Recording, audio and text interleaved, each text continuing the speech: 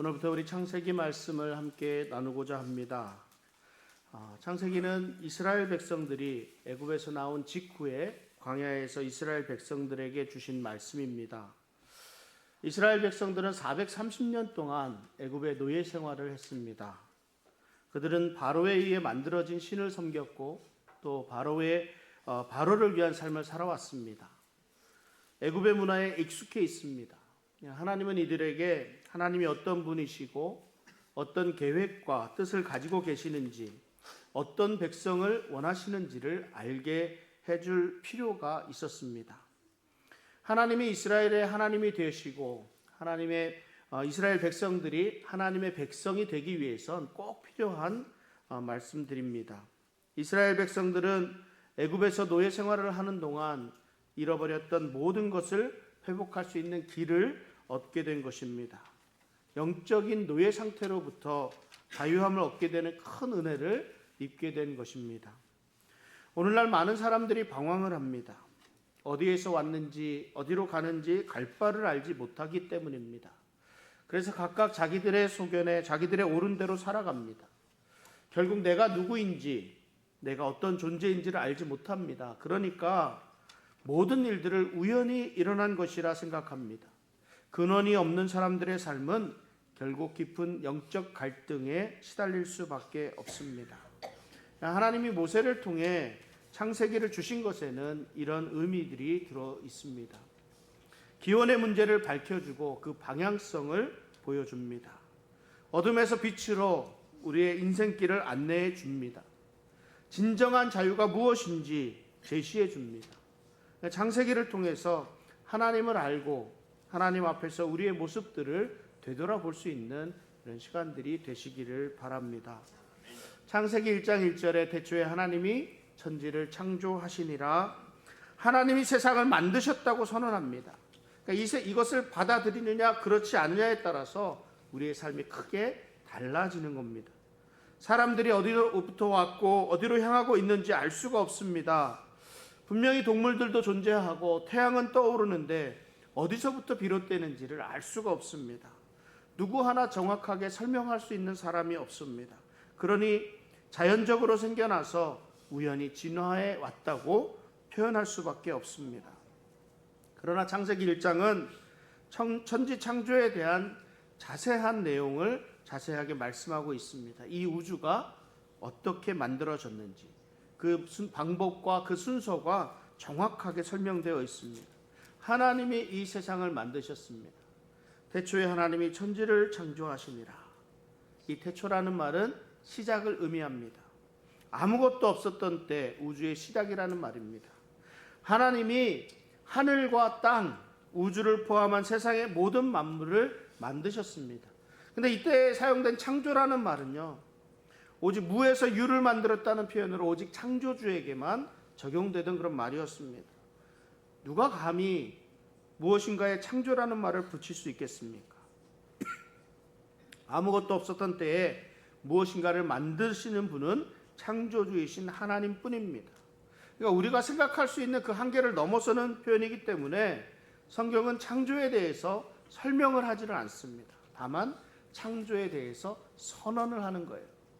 하나님이 만드셨습니다. 이때의 상태를 성경은 이렇게 또 말씀합니다. 창세기 1장 2절에 땅이 혼돈하고 공허하며 흑암이 깊음 위에 있고 하나님의 영은 수면 위에 운행하시니라. 혼돈하다는 것은 아무런 형체가 없다는 말입니다. 형상화된 것이 아무것도 없었습니다. 공허하다는 것은 움직임이 없는 텅 빈 상태를 가리킵니다. 이때 하나님의 영이 수면 위에 운행하신다고 표현합니다. 하나님이 창조 사역을 위해서 준비하고 계시는 그런 끝한 모습을 볼 수 있습니다. 하나님이 세상을 어떻게 만드셨습니까?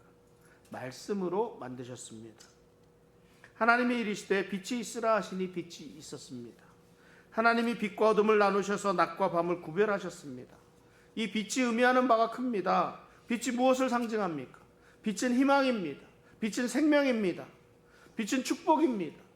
빛은 또한 예수 그리스도를 상징합니다. 반대로 어둠은 무엇을 상징합니까? 죄악을 상징합니다. 절망과 죽음과 고통과 낭패, 우리들의 실패를 의미하기도 합니다. 아무것도 할 수 없는 상태, 아무런 방법이 없는 상태를 우리는 어둠 속에 헤매고 있다라고 표현합니다. 그런데 이 어둠 속에서 한 줄기 빛을 발견하게 됩니다. 이것은 다시 일어설 수 있는 희망을 품을 수 있게 되었다는 말입니다. 여러분은 완벽한 어둠 가운데 계셔본 경험이 있습니까? 오늘날에는 전자기기가 발달해서 불을 다 꺼도요, 조그만 파란 희미한 불빛들이 이렇게 보이기도 합니다. 자려고 불을 끄면 파란 빛을 볼 수 있잖아요. 충전기 불빛은 꼭 보게 되죠.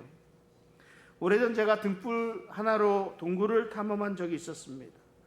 불이 꺼지면 아무것도 보이지 않습니다. 한 걸음 한 발자국도 내디딜 수가 없었습니다. 어둠에 갇히게 되면 두려움과 공포가 밀려들기 시작합니다. 시간이 지날수록 그 공포는 더욱더 마음에 옥죄어 들어옵니다. 두렵습니다. 그런데 이때 저 멀리서 그냥 아른거리는 등잔불 하나가 보이게 되면 얼마나 반가운지 모릅니다. 우리에게는 희망이 없었습니다. 그러나 빛으로 오신 예수님으로 인해서 죄악에 물들어간 어둠 가운데 있던 우리들에게 희망이 생겼습니다.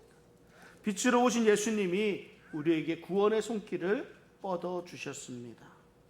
빛이 있기 전에 세상은 흑암과 어둠뿐이었습니다. 혼돈과 흑암, 어둠뿐이었습니다. 공허한 세상이었습니다. 하나님이 빛을 있으라 하시니 빛이 있었고 빛이 세상을 비추자 비로소 세상은 빛과 어둠, 낮과 밤으로 구분되기 시작했습니다. 빛은 세상을 아름답게 변화시켰습니다. 빛은 동물과 식물에게 생명을 넣어줍니다. 파릇파릇하게 새싹이 돋아나도록 하고 열매를 맺도록 해줍니다. 하나님이 빛을 가장 먼저 만드신 이유는 빛이 생명이고 빛이 구원이고 빛이 희망이기 때문입니다. 그리고 하나님이 물과 물 사이에 궁창이 있어 물을 나누셨습니다. 하늘을 만드셨습니다. 우리는 이 궁창의 개념을 잘 이해하기 어렵습니다. 왜냐하면 지금은 하늘 위에 궁창이 사라졌기 때문입니다. 하나님이 하늘 위에 하늘을 만드셨습니다. 근데 하늘 위에 하늘은 물로 이루어져 있습니다. 온 지구를 두르고 있었습니다. 이 물의 띠가 온 지구에 이 동식물이 살기에 가장 적당한 온도로 만들어주는 그 역할을 감당했습니다. 아마도 이 물이 적당한 온도를 유지해 주었기 때문에 사람들도 오래 살 수 있었고 거대한 공룡과 같은 동물들도 살 수 있지 않았을까, 이런 생각을 하게 됩니다. 하나님이 하늘 아래의 물을 한 곳으로 모으시고 묻이 드러나도록 하셨습니다. 땅과 바다를 만드셨고 종류대로 채소와 나무 등 식물을 만드셨습니다. 하나님이 해, 달, 별을 만드시고 광명체들을 하늘에 두셨습니다. 그래서 낮과 밤을 주관하게 하셨습니다. 하나님이 물들의 생물이 번성하고 궁창에 새가 나르라 하셨습니다. 새와 물고기를 만드시고 복을 주시고 생육하고 번성하고 충만하라 말씀하셨습니다. 하나님이 짐승을 그 종류대로, 가축을 종류대로, 땅에 기는 것을 그 종류대로 만드셨습니다. 그리고 하나님의 형상을 따라 사람을 만들고 모든 피조물들을 다스리도록 하셨습니다. 이것이 하나님이 세상을 만드신 과정입니다. 하나님이 6일 동안 세상을 만드시고 7일째 되는 날에 안식하셨습니다. 그러니까 우리가 창세기 1장을 보면서 하나님이 얼마나 창조에 대해서 자세하게 설명해 주시는지를 알 수 있습니다. 하나님이 빛을 만드시고 하나님이 하늘을 만드시고 땅과 바다를 만드신 후에 땅에는 식물을, 바다에는 물고기들을 만드셨습니다. 그리고 짐승과 기는 모든 것들을 만드셨습니다. 마지막에 사람을 만드시고 사람으로 하여금 이들을 다스리도록 하셨습니다. 그러니까 하나님이 만드신 이 피조물들은 서로 상호 의존하도록 그렇게 만드신 거예요. 모든 환경을 만드신 후에 그 환경 가운데 살아가도록 식물과 동물 그리고 사람을 만드셨습니다. 아무것도 없던 혼돈의 상태에서 우주를 만드셨습니다. 그래서 이거를 카오스에서 코스모스를 만드셨다, 이렇게 표현해요. 카오스라는 혼돈에서 코스모스라는 질서, 우주를 만드셨다, 이 뜻이죠. 하나님이 하시는 일이 이렇습니다. 하나님은 대단히 합리적인 분이십니다. 하나님은 그 결과뿐만 아니라 그 과정 또한 중요하게 여기십니다. 하나님이 하시는 일에는 질서가 있습니다. 결코 갑작스런 돌연변이와 같은 그런 변이를 일으켜서 무언가를 만들어내시는 것이 아니라, 우연히 무엇인가를 만들게 된 것이 아니라 하나님의 계획 아래 질서 정연하게 만들어졌다는 것을 알아야 합니다. 우리는 믿음만 있으면 그 과정은 어떻든지 그냥 도깨비 방망이 치면 하늘에서 뚝 떨어지듯이 모든 것이 하늘에서 뚝 떨어지는 것처럼 믿고 있지는 않습니까? 근데 그렇지 않다는 거예요. 하나님이 하시는 일이 얼마나 계획적이신지 모릅니다. 하나님은 작은 부분 하나하나까지 세심하게 살피십니다. 하나님의 창조 사역을 통해서 우리가 알 수 있는 것이 무엇이겠습니까? 하나님이 말씀으로 이 세상을 만들었다는 것을 알 수 있습니다. 하나님 말씀만으로 무엇이든지 하실 수 있는 분이 하나님이십니다. 그 능력을 가지고 계십니다. 또한 하나님이 말씀하신다는 것은 하나님이 그에 따른 인격을 갖추고 계신다는 것입니다. 어떤 사람들은 하나님이 단순한 에너지고 힘이고 이렇게 치부하는 사람들이 있습니다. 그렇지 않다는 거예요. 하나님이 말씀하시고 대화가 가능하다는 거예요.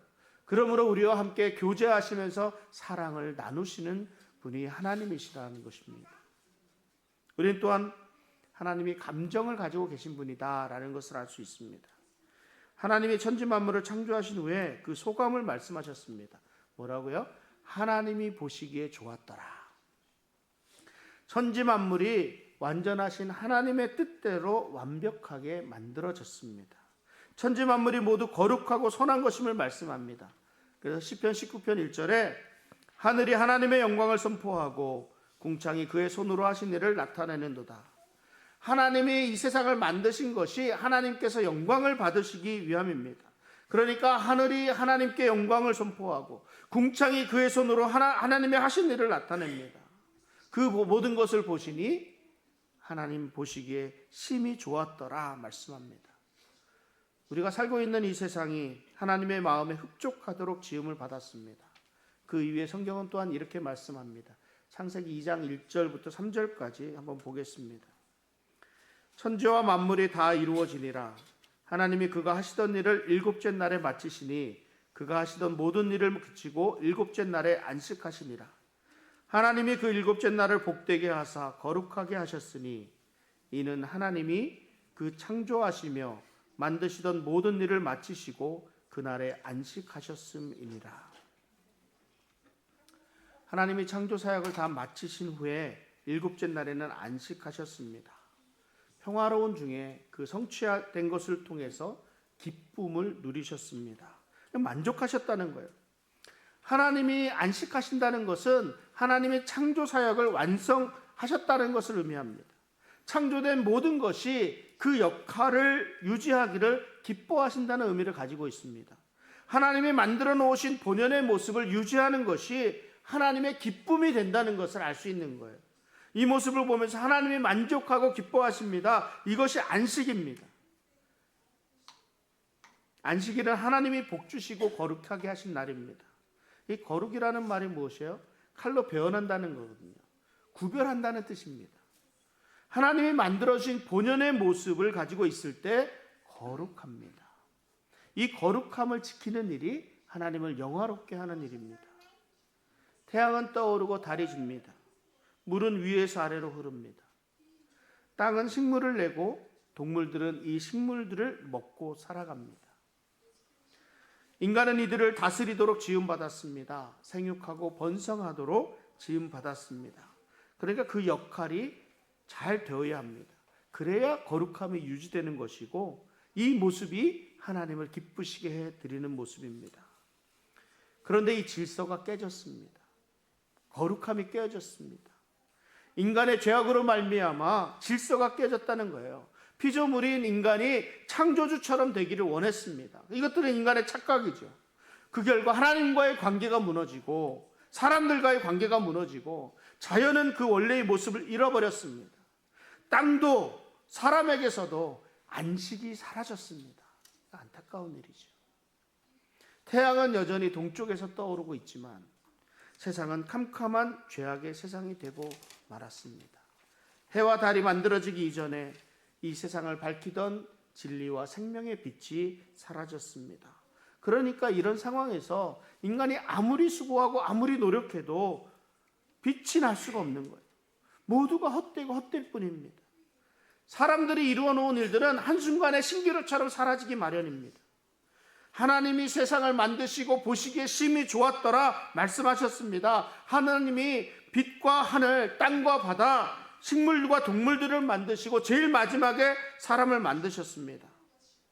그리고 사람들로 하여금 하나님이 만들어 놓으신 아름다운 세상을 다스리도록 하셨습니다. 하나님이 만들어 놓으신 세상을 잘 유지해 가도록 사명을 주셨습니다. 그런데 사람들이 이 세상을 망쳐 놓았습니다. 하나님이 보시기에 아주 좋았던 세상입니다. 우리가 아름답다, 멋있다, 예쁘다 할 때가 있습니다. 어떤 상태가 될 때 이런 표현이 이렇게 되겠습니까? 원래의 그 모습을 가지고 있을 때 그렇습니다. 태양이 지는 바다를 볼 때 아름답다라고 표현합니다. 소나무가 이리저리 가지를 뻗어나가는 모습을 보며 멋있다고 표현합니다. 노란색, 빨간색 꽃봉오리가 활짝 필 때 예쁘다고 합니다. 태양이 뜨거워질 때, 나뭇가지들이 쭉쭉 뻗어갈 때, 때가 되어 꽃봉오리가 필 때 우리는 창조의 아름다움에 빠지게 됩니다. 그런데 이런 자연 질서가 무너졌습니다. 북극의 얼음이 녹아내리고 쓰나미는 바다를 뒤엎어버립니다. 자연의 질서뿐만 아니라 윤리와 도덕이 무너지고 사회 질서가 무너지는 안타까운 세상이 되었습니다. 하나님의 말씀하신 거룩이 회복되어야 합니다. 무너진 하나님의 형상이 회복되어야 합니다. 다시 원래의 모습으로 회복되어야 하나님께서 기쁨이 되고 하나님에게 기쁨이 되고 우리가 거룩해질 수 있습니다. 하나님이 이를 위해서 예수 그리스도를 우리에게 보내주셨습니다. 예수 그리스도에 인해서 깨어진 질서가 회복되고 무너진 거룩함이 회복될 길이 열렸습니다. 무너진 세상이 다시 회복되는 새하늘과 새 땅을 바라보는 믿음의 삶을 살아가는 우리 성도님들 되시기를 바랍니다. 오늘 하나님이 창조하신 그 창조의 역사를 하나씩 살펴보았습니다. 하나님이 말씀으로 온 우주를 창조하셨습니다. 하나님이 말씀하신다는 것, 이것은 하나님의 인격적인 존재라는 것을 우리로 알게 합니다. 하나님의 인격적인 존재로서 하나님의 인격적인 존재로 지음받은 인간과 교제하면서 이 하나님이 만드신 아름다운 이 만물을 유지해가는 것을 기뻐하신다. 이것을 또 알 수 있죠. 우리가 하나님을 알게 되면서 우리는 또한 내가 어디로 가야 할지 분명히 알 수 있는 그 길이 또한 열리게 되었습니다. 고람데오라는 말이 있습니다. 하나님 앞에서라는 말입니다. 하나님 앞에서 우리는 내 자신을 찾아볼 수 있습니다. 하나님이 이 땅을 이 세상을 창조하셨기 때문입니다. 하나님 앞에서 우리는 내가 어디서 왔고 어디로 가야 하는지 분명히 알게 되었습니다. 온 우주를 창조하신 하나님이 나를 부르셨기 때문입니다. 온 우주의 시작이 하나님으로부터 비롯되었다라는 이 선언은 우리의 삶의 방향을 인도해주는 큰 전환점이 됩니다. 그러니까 이것이 제대로 설명이 안 되니까 세상은 모든 것이 진화한 것으로 이해하려고 합니다. 물론 조금은 규칙성을 찾아볼 수도 있긴 합니다. 때론 돌연변이로 인한 새로운 종의 탄생을 발견하기도 합니다. 그럼에도 불구하고요, 이 모든 이론은 무엇인가 존재한 이후부터 설명이 가능합니다. 변화되었다는 것, 달라졌다는 것은 그 이전에 무엇인가가 존재했기 때문에 가능한 것이기 때문입니다. 진화론은 기원을 설명하지 못하고 있습니다.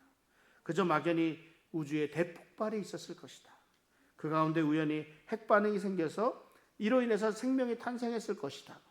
그 가운데 원숭이가 조금씩 변화되어 가는, 그래서 사람이 되었다. 이렇게 설명할 수밖에 없습니다. 그러나 하나님은 우리가 우연히 생겨난 존재가 아니라고 선언하십니다. 하나님이 직접 손으로 만드시고 우리에게 생명을 불어넣어 주셨습니다. 우리는 하나님의 계획 아래 지음받은 소중한 존재들입니다. 온 우주 만물이 하나님의 말씀으로 창조되었고 하나님의 명하심에 그대로 순종했습니다. 그러니까 있으라 하시니까 있었고 내라 하시면 그대로 내었습니다. 이는 하나님이 어떤 분이신지를 아는데 아주 중요한 열쇠가 됩니다. 하나님은 말씀하시면 그대로 이루시는 분이십니다. 하나님이 한번 말씀하시는 것으로 충분합니다. 그러면 말씀하신 대로 다 이루어져요. 이것을 믿는 것이 믿음입니다. 이 하나님은 영원하시고 진실하십니다. 거짓이 없습니다. 그래서 마태복음 24장 35절에 이렇게 말씀하십니다. 천지는 없어지겠으나 내 말은 없어지지 아니하리라. 이러한 점에서 우리가 하나님의 말씀인 성경을 배우고 아는 것이 중요합니다. 말씀을 알고 믿는 만큼 우리의 삶에서 하나님의 역사가 일어나기 때문입니다. 불신의 시대, 주변 사람들을 믿지 못하는 것도 사실 문제이지만 정말 비극이 무엇인 줄 아십니까? 정말 비극은 사람들이 하나님을 믿지 않는 것입니다. 하나님 말씀의 능력을 믿지 못합니다. 하나님의 말씀의 능력을 바르게 깨달을 수 있기 바랍니다. 그래서 믿고 그 말씀에 순종하는 우리 성도님들 되시기를 바랍니다. 여러분, 하나님이 보시기에 좋았던 세상이 어떤 세상이었습니까? 인간을 포함하여 만물을 지으신 후에 하나님이 보시기에 좋았더라 말씀하셨습니다. 이 말씀이 창세기 1장에만 7번이나 반복되고 있습니다. 창조 자체가 하나님이 생각하시고 하나님이 구상하시고 하나님이 계획하신 그 계획에 딱 맞았다는 거거든요. 하나님께서 만드신 모든 것을 보시고 만족하셨습니다. 이렇게 온 우주 만물이 시작되었습니다. 우주는 흠이 없고 온전한 모습이었고 조화와 질서 그 자체였습니다. 그래서 시편 기자가 시편 8편 1절에 이렇게 고백합니다. 여호와 우리 주여, 주의 이름이 온 땅에 어찌 그리 아름다운지요, 주의 영광이 하늘을 덮었나이다. 가장 바른 상태, 가장 아름다운 상태로 만드셨고 있어야 할 그곳 그 제자리를 찾도록 해 주셨습니다. 온 우주의 행복이 여기에서 바로 그 길이 바로 여기에 있습니다. 우리들의 행복, 우리들의 불행이 팔자나 우리의 운명이나 우리의 주변 환경이나 조건 때문이 아니라 하나님이 우리에게 주셨던, 원래 주셨던 그 자리를 잊어버렸기 때문입니다. 잃어버렸기 때문입니다. 그러나 하나님의 말씀이 사람과 만물을 원래의 모습으로 회복시켜 주십니다. 말씀을 마무리하려고 합니다. 하나님이 오늘 내 모습을 보시면서 어떤 느낌을 가지고 계실까?